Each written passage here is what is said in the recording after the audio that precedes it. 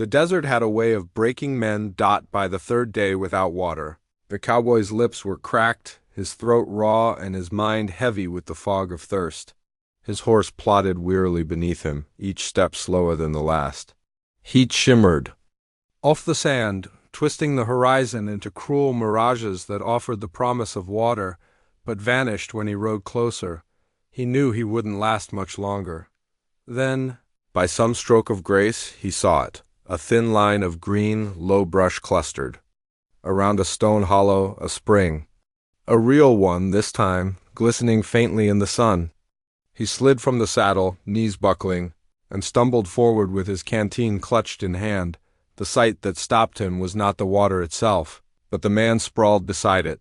The stranger was old, his hair long and streaked with gray, his chest rising shallowly. His face was weathered like carved stone, the lines deep from sun and years of leadership.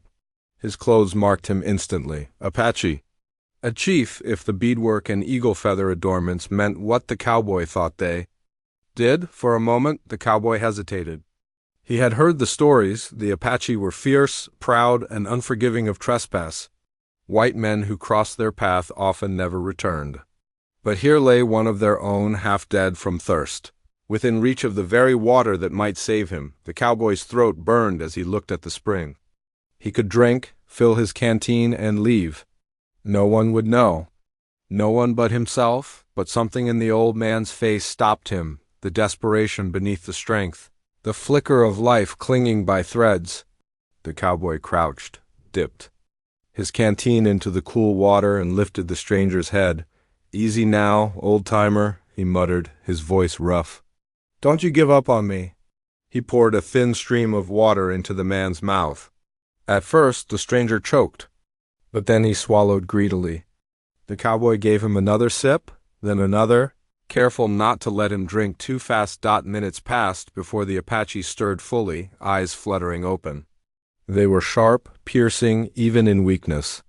The cowboy expected fear or anger, but instead saw only recognition of life given back. The old man rasped something in his native tongue, then switched haltingly to English. "Water. You gave me water." The cowboy nodded. "Reckon you needed it more than I did." The chief's cracked lips curved faintly, almost a smile. He studied the cowboy for a long time, as if weighing his soul. Finally he spoke again, voice stronger now. "You saved me. That cannot be forgotten." The cowboy shrugged, uncomfortable under the intensity of the gaze. "Don't mention it. Any man would have done the same." But he knew that wasn't true. Most men, white or Apache, would have let the other die out here in the dust. The desert was cruel and mercy rare. The old man pushed himself up slowly, leaning on the cowboy's arm. When he spoke again, his voice carried the weight of something solemn, something sacred. "I am Taza, chief of my people. You have given me life, and life must be repaid?" The cowboy frowned, unsure what to make of the words. All he had wanted was a drink of water and maybe a chance to see another sunrise. He hadn't expected gratitude, much less a debt he didn't understand. As the wind swept hot across the barren land, the cowboy felt a strange shiver trace his spine. He had no way of knowing then, but that single act, pouring water into the mouth of a dying Apache chief, was the moment. His life veered off its lonely trail. It was the beginning of a story that would bind him to a people he barely knew, and to two women whose lives would become forever tangled with his own.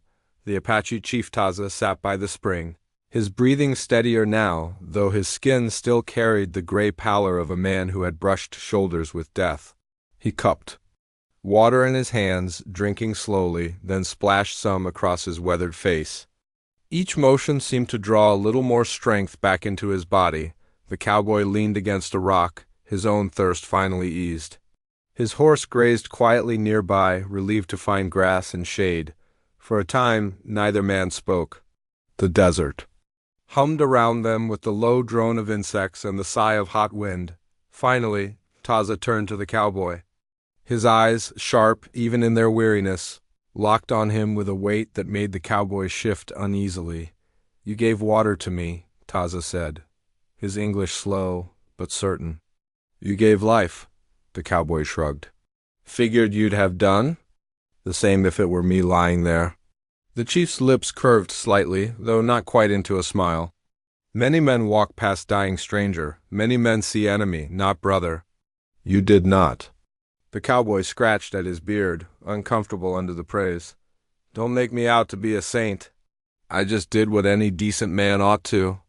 Taza studied him for a long moment, then shook his head. No, not any man, only man with heart. The cowboy tried to brush it off, but he felt the weight of those words sinking in.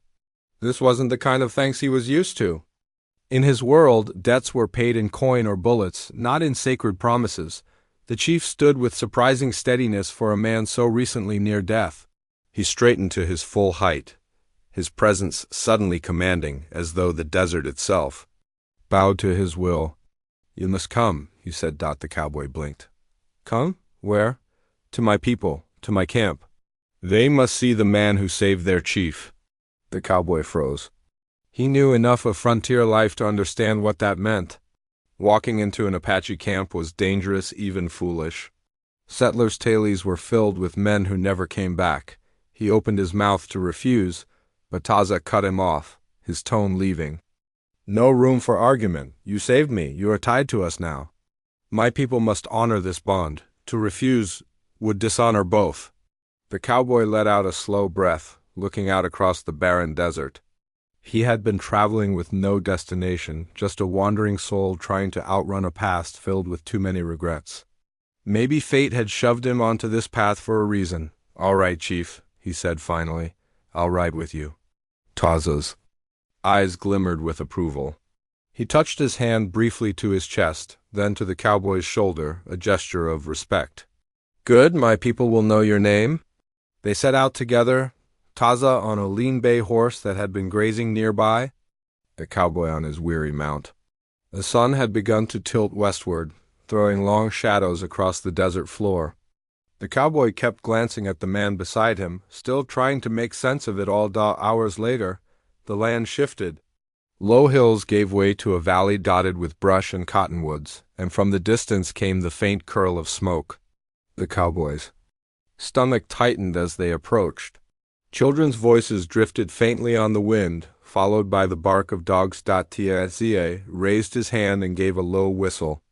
Almost at once, figures emerged from the trees. Warriors, bows drawn, rifles in hand. Their eyes narrowed at the sight of the cowboy. The cowboy's hand itched toward his revolver, but Taza lifted his arm, commanding silence. The warriors lowered their weapons, though their glares stayed sharp. He is with me, Taza declared in Apache, his voice ringing with authority. He saved my life. The warriors muttered among themselves, clearly unsettled, but they obeyed. The cowboy exhaled slowly, realizing just how close he had been to meeting his end. As they rode into the camp. Dozens of eyes followed him, men, women, children, all pausing in their tasks to stare at the stranger in their midst. Suspicion hung thick in the air. The cowboy had only wanted to give a dying man water.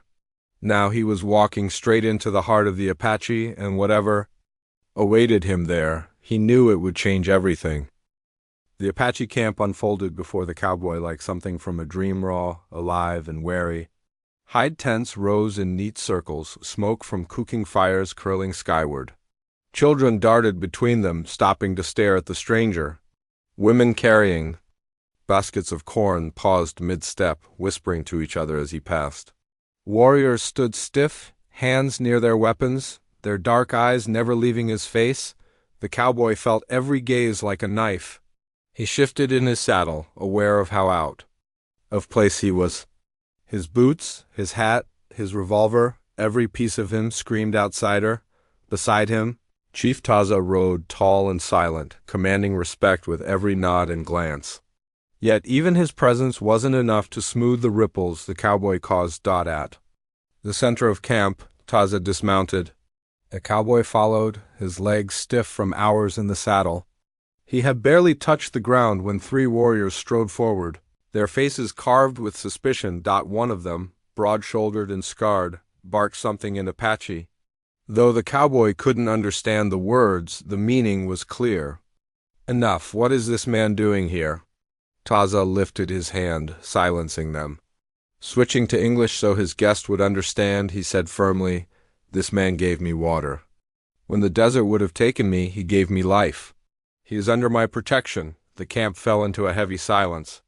The cowboy could almost hear the disbelief crackling in the air. Another warrior spat in the dirt, glaring at him. Why trust? A white man, his kind bring only death. Murmurs of agreement rippled through the crowd. The cowboy stiffened, his hand instinctively brushing against his revolver. But before tension could flare into violence, Taza's voice rang out sharp. "As a whip, my life was in his hands," the chief said, his words heavy with authority. He did not let it fall. "If any man here doubts his honor, then you doubt mine as well." That silenced them, though the scowls didn't fade. The cowboy stood tall, even as unease gnawed at him. He wasn't used to being judged by a whole crowd. Back in his world, men might mutter behind his back. But here, every pair of eyes weighed his worth. An older woman stepped forward, her gray hair bound in braids, her gaze steady. She studied the cowboy with an intensity that made him shift. Finally, she spoke in Apache, her tone softer than the warrior's but no less firm. As he had nodded at her words, then turned to him. She says, "The desert chooses who lives and who dies. If it let you bring water to our chief, then perhaps it means something." The cowboy gave a small nod.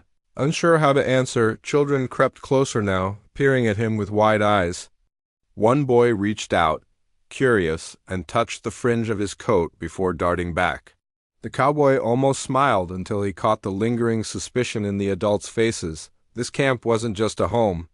It was a fortress of tradition, bound by rules he didn't understand. And he had just been thrust into its center. Taza motioned him toward the fire circle at the camp's heart. As the flames crackled, the chief raised his voice for all to hear. "Tonight we will give thanks. This man's gift of water will not be forgotten. He is not enemy, he is honored guest." The announcement rippled through the camp. Some accepted it with nods, others with narrowed eyes. But no one dared challenge the chief openly. The cowboy sank onto a log near the fire, feeling dozens of eyes still fixed on him. He'd only wanted to help a dying man. Now he was seated in the middle of an Apache village, treated as something. Between a savior and a threat. As the firelight danced across the faces around him, he realized this was no simple debt of gratitude. Something deeper was stirring here, something that would soon demand more of him than he ever expected. And by the glint in Taza's eyes, the cowboy suspected the chief already knew what that something was. That night, the Apache camp came alive. Fires blazed high, their sparks drifting into the night sky like 100 tiny stars. Drums throbbed in steady rhythm, voices rose in songs that told of victories, hardships, and survival. Women carried baskets of roasted corn and venison, passing food around the circle. Children darted between the adults, laughing and chasing each other in the firelight. The cowboy sat near the central blaze, uneasy but trying to mask it. Every glance cast his way still carried some suspicion, but the sharpness of it had dulled.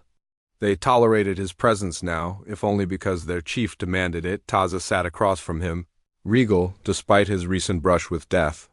The old man's eyes gleamed in the firelight, fixed on the cowboy with a look that felt almost calculating. After a long stretch of feasting and song, the chief rose to his feet. The camp quieted instantly. Even the children froze, sensing the weight of the moment. Taza's voice rang clear.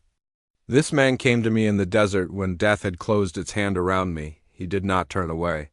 He did not leave me for the buzzards. He gave me water. He gave me life." Murmurs rippled through the gathering. The cowboy shifted uncomfortably, wishing the attention would fall elsewhere. "In our ways," Taza continued, "such a gift cannot go unanswered. To save a life binds two men together. But more than that, it binds families, binds futures." The cowboy frowned, uneasy. He had heard of debts and honor in Apache ways, but the gravity in Taza's tone made him wary. Then the chief extended his hand toward two young women seated near the fire. They stood slowly, the flames lighting their faces. One was tall, with eyes that flashed like stars, her chin lifted proudly.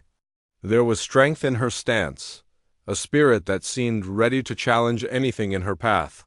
The other was softer, her gaze lowered, her features serene, like still water hiding depth beneath its surface. "My daughters," Taza said, his voice solemn. "They are the blood of my blood, the heart of my people. Tonight I give them to the man who gave me life." The camp erupted.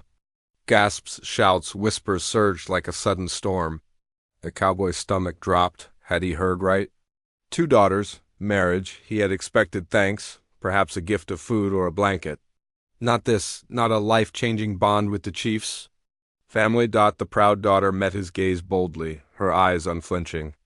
The quieter one peeked at him shyly before looking away, her hands clasped tightly in front of her. The cowboy raised his hands, flustered. "Now hold on just a minute. I didn't do it for..." But Taza's hand silenced him. "You gave life. Now I give life back. This is honor. This is blood for blood." Some of the warriors muttered angrily, their suspicion rekindled. Others nodded, impressed by the chief's generosity. The women in the camp whispered furiously, torn between tradition and surprise. The cowboy's heart pounded. He wasn't sure whether to laugh or bolt. 2 wives? Him? He was a drifter, a man with nothing but a worn saddle and a past he rarely spoke of. What business did he have being given 2 daughters of a chief? But the weight of Taza's stare told him this was no jest. Refusal might insult the chief, undoing the fragile respect he'd been given. Acceptance, though, it meant binding his life forever to this people, stepping into a world he barely understood.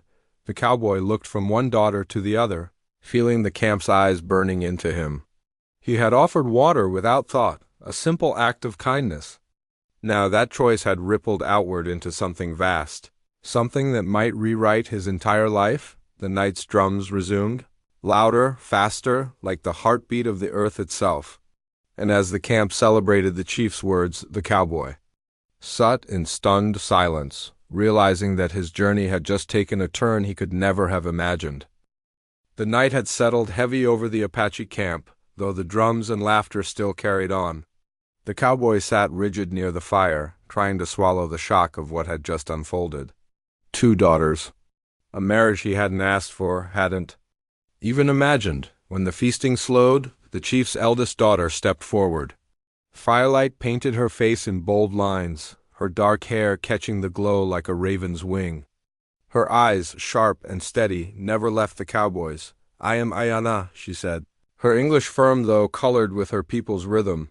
"My father gives me to you, but I give myself only if you prove worthy. I'm no meek woman to follow blindly. If you take me as wife, you take my strength, my fire, my will." Her words cut through the night like steel. The cowboy almost smiled, despite himself. There was no mistaking it. This was a woman who would not be broken, not be tamed. Before he could answer, the younger daughter stepped forward. She was smaller, quieter, her gaze low, though curiosity flickered in her eyes. "My name is Kaya," she whispered, her voice soft as the wind through grass. "I will not fight you. I will not test you. If you take me, I will walk beside you, wherever the trail leads." The contrast between them couldn't have been sharper. Ayana, the flame, and Kaya, the river. One demanding his strength, the other offering gentleness. The cowboy rubbed the back of his neck, words failing him. "Ladies, I never set out looking for wives. I ain't even sure I'm fit for one, let alone 2. His voice was low, but the crowd around them caught every word. A ripple of whispers moved through the camp. Some laughed at his honesty. Others frowned, offended. Ayana's lips curved into a faint, almost mocking smile. "You speak of unfitness," she said, her tone edged with challenge. "Yet you gave water when many would have ridden past. That is a man's measure." Kaya's soft voice followed quickly. "My father trusts you. That is enough for me." The cowboy felt trapped between their gazes, one piercing, the other gentle, both expectant. He wasn't used to women speaking so plainly about their hearts, and it left him rattled. Chief Taza rose again, his hand lifted for silence. "My daughters have spoken. Now the man must answer. Will you take what is given? Will you honor the bond the desert itself has chosen?" The camp leaned in, every ear straining. The cowboy stood slowly, dust clinging to his worn coat. He looked at Ayana's proud fire, at Kaya's quiet strength, then back to the chief who watched him with unyielding eyes. "I'll say this plain," he began. "I didn't save you for reward. I saved you 'cause it was right. I don't rightly know what kind of husband I'd be, but I ain't one to spit on a man's honor. You gave me trust, and I won't throw it back in your face." Ayana's chin lifted, approval flickering in her gaze. Kaya's lips curved into a small, shy smile. The camp murmured again, some in satisfaction, others in doubt. The chief nodded slowly, as if this answer had been the one he expected all along. "Then it is decided. The sun will rise on a new bond between us. You are no longer outsider. You are family." The cowboy sank back down, the weight of his words settling over him. He had stepped into something far bigger than himself, too. Women's futures, a tribe's wise, and a promise he wasn't sure he could keep. But as the firelight flickered across Ayana's fierce stare and Kaya's gentle smile, one thought pressed hardest against his chest. What had begun as a simple gift of water had already begun to change the course of his life forever. The sun rose pale over the camp, painting the desert sky in shades of rose and gold. The cowboy awoke on a bed of furs given to him the night before, the sounds of the camp already stirring outside, women grinding corn, children laughing, warriors sharpening blades. But beneath the rhythm of daily life he sensed something else. A quiet tension. When he stepped into the open air, the feeling grew sharper. Men gathered near the fire circle, their faces solemn. Women whispered as he passed. Even the children, bold enough to stare at him the night before, hung back now, watching with wide eyes. Chief Taza stood at the center, his posture strong despite his recent weakness in the desert. At his side stood Ayana, proud and composed, and Kaya, serene yet nervous, her hands clasped together, Taza's gaze locked on the cowboy. "A man may be given daughters," he said firmly, his voice carrying over the camp, "but he must prove himself worthy to keep them. My blood will not be joined to weakness. My people will not call brother a man who cannot stand as one of." Yes, the cowboy's stomach tightened. He'd half expected something like this.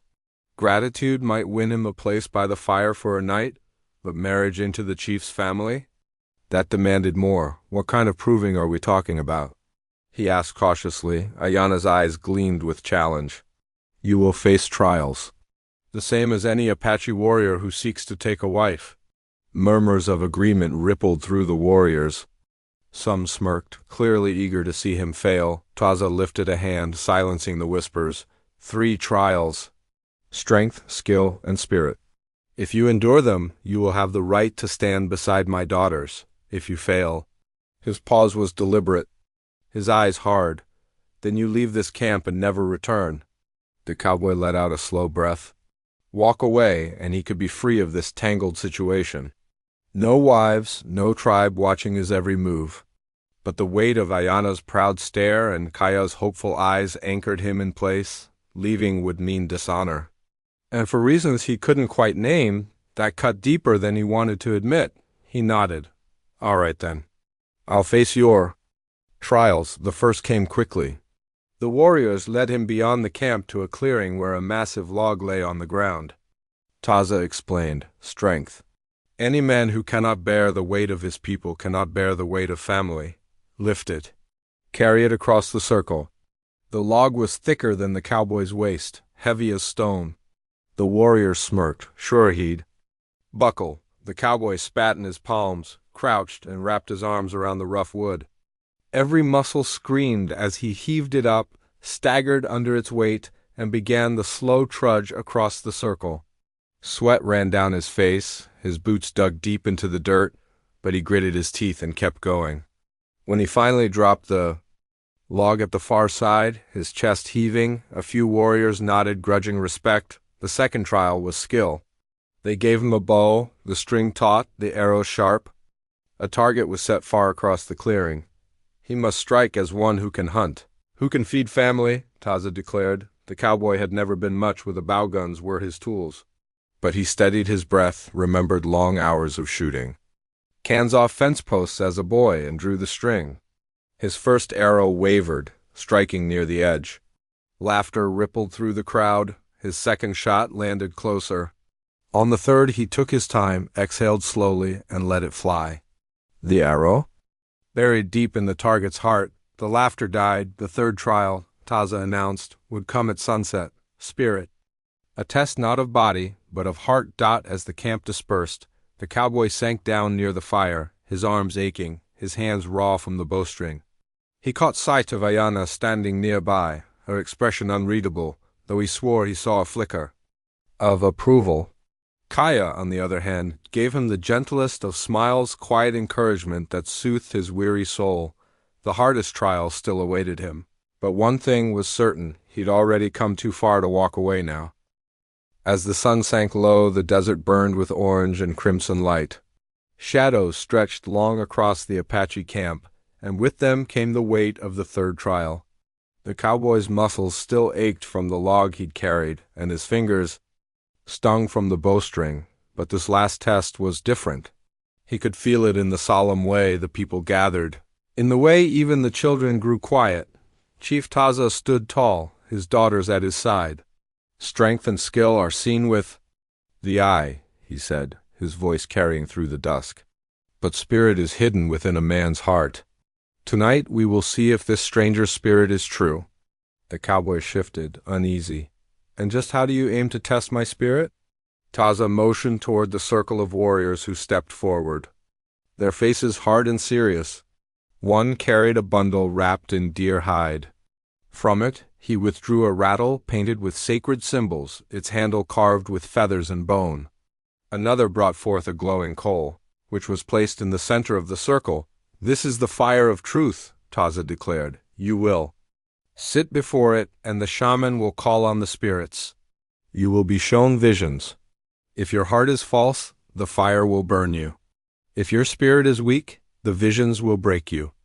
If you endure with honesty, the fire will know you as brother. The cowboy swallowed hard. He was no stranger to pain or danger, but this was something else. Guns, fists, hard labor, those he understood. But visions? Spirits? He wasn't sure if he believed in such things.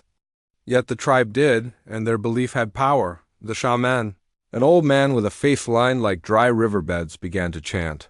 The rattle shook, its sound sharp and steady. Smoke rose from herbs cast onto the coals, swirling in thick, sweet-scented clouds. The cowboy sat cross-legged before the fire, its heat searing his skin. The smoke curled around him, pulling at his senses. His eyelids grew heavy, his mind blurred. The world around him seemed to fade. Replaced by shifting images in the firelight, he saw himself wandering the desert alone, dust clinging to his coat, his throat parched. He saw water spilling from his hands into another's mouth, Taza's mouth. Then the image changed. He saw Ayana standing tall, fierce and proud, demanding his strength. He saw Kaya, gentle and patient, offering quiet support. Both turned to him, their eyes filled with expectation. The fire flared, and suddenly he saw something else, a memory buried deep. A boy, ragged and hungry, being passed over by men who wouldn't spare a glance. That boy had been him. He remembered the sting of being unwanted, unseen, and how it had hardened him into a man who trusted little and kept to himself. "Why do you walk alone?" A voice whispered through the smoke. The cowboy's throat tightened. "Because it's easier than losing someone again." The flame shifted, and he saw a different vision, himself walking away from the camp, turning his back on Ayana Kaya. And the people alone, just as always? But the fire flickered, and that image dissolved into another him standing between the two daughters. The tribe gathered around, his hands clasped with theirs. The voice came again. "Which path is truth?" The cowboy's chest ached. He didn't know the answer. Part of him still wanted to run, to keep the world at arm's length. But another part, the part that had given water without thought, whispered that maybe, just maybe, he was meant for something greater than drifting. The fire roared higher, and he cried out as its heat pressed against him, searing into his skin, testing him, but he did not move. He clenched his jaw, gritted his teeth, and endured. Then, as suddenly as it began, the flames softened, the smoke thinned. The shaman's chant faded, and the cowboy found himself back in the circle, trembling. Drenched in sweat, the camp was silent, every eye on him. Taza stepped forward, studying him with unreadable eyes. You did not flee, you did not lie. You faced what was inside you. The fire accepts you. For the first time since entering the camp, the murmurs around him carried not suspicion, but something closer to respect. Ayana's eyes shone with fierce pride, though she tried to hide it. Kaya's smile was soft and full of relief. The cowboy let out a shaky breath. He had passed their trial, but he knew the harder part was yet to come. Winning a place in the tribe was one thing. Learning how to live within it, bound to two women, with such different hearts, would test him far more than fire ever could. The night after the trial of spirit, the Apache camp was alive with celebration. Fires burned bright, drums thundered, and voices rose in songs that echoed against the canyon walls. For the first time since he arrived, the cowboy felt the weight of suspicion lift, though not completely. Now the people looked at him with measured respect, as if the fire had stamped its mark on him. At the center of the camp, Chief Taza stood tall, his daughters at his side. He raised his staff, the feathers tied to it fluttering in the warm night wind, and his voice carried over. The gathering, this man has faced the trials. He bore the weight of strength, he showed the hand of skill, and he did not falter when the fire tested his spirit. By the ways of our people he is no longer outsider, he is bound to us. The crowd answered with a chorus of approval, some loud and warm, others muted, but no one dared object. The cowboy stood awkwardly, tugging at the brim of his hat. He had faced death in deserts, outlaws with drawn guns, and the loneliness of endless roads. But nothing made his heart pound like this moment. Taza motioned for Ayana and Kaya to step forward. The sisters moved with such contrast it was striking Ayana, her chin high, her every step a challenge. Kaya, eyes lowered, her hands folded neatly. Radiating calm, the chief placed their hands into the cowboy's, one on each side. The weight of that touch two lives placed in his care nearly made him falter. With this, Taza said, his gaze steady, the bond is sealed. You saved my life, and now you share my bloodline.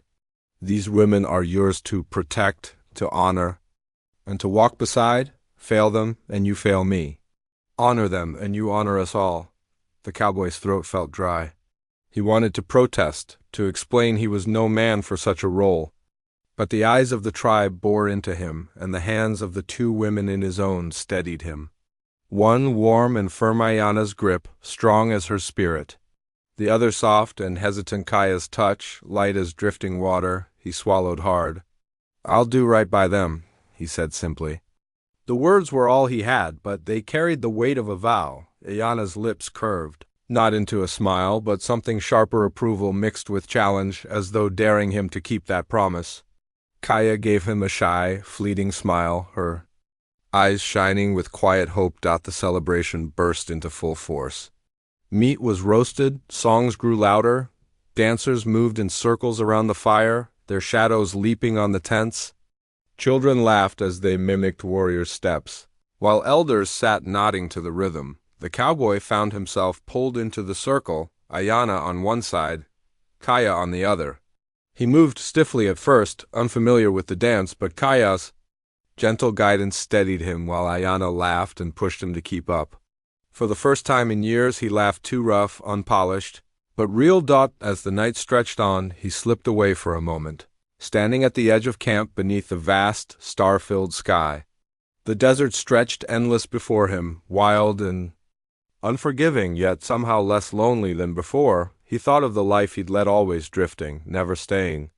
Now, without ever meaning to, he'd been tied to a people, to two women, to a future he hadn't chosen. Ayana approached first, her steps firm. You did not fall. That is good, she said. But strength is not enough. A husband must be. More, I will see if you can be. Before he could answer, Kaya appeared beside her, quiet as moonlight. Do not fear, she whispered. The fire accepted you, so will we. The cowboy looked between them, one fierce, one gentle, and felt the weight of the path ahead settle on his shoulders. The bond was sealed, the promise made. The question that burned in his chest now was not whether he had earned them, but whether he could truly be the man they needed. And in that moment, Under the wide sky, he knew this was not the end of his trials, it was only the beginning.